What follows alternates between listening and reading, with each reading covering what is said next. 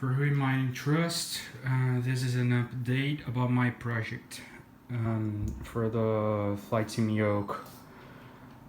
Today I did the twin engine propeller throttle here.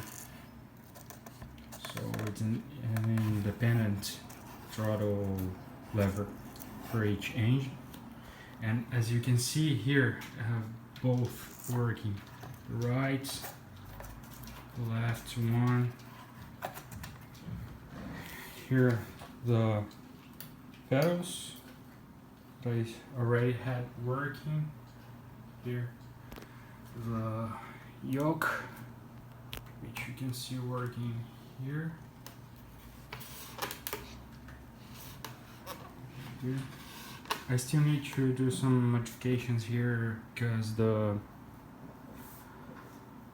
yoke itself is not so good. Like, it has a play here, as you can see, and I will modify the rudder here for another type of rudder because this one is not so practical to use while training and everything you can do with it.